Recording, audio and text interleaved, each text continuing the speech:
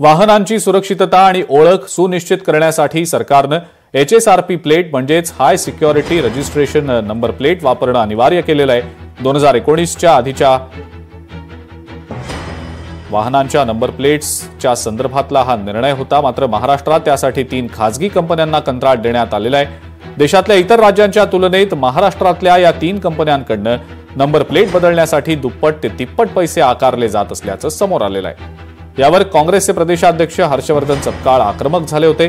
त्यांनी थेट मुख्यमंत्र्यांनाच पत्र लिहिलेलं आहे। HSRP प्लेटसाठी लागणारं शुल्क हे जास्त असल्यानं ते कमी केलं जावं अशी मागणी त्यांनी मुख्यमंत्र्यांकडे केलेली आहे।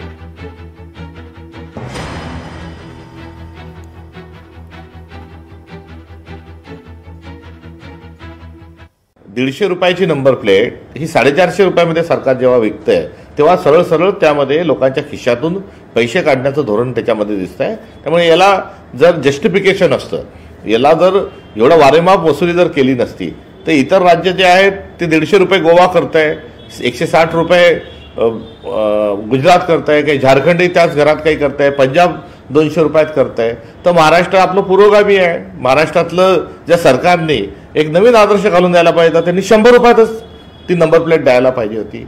मात्र हा सगळा जो गोडबंगाल आहे हे आर्थिक हितसंबंध जोपासण्याकरता हे सरकार काम करतंय। दुर्दैवाने हा निष्कर्ष त्यामधून निघतोय। हा काही राजकीय आरोप नाही। लोकशाही मराठी ऐका, पहा, जागरूक रहा।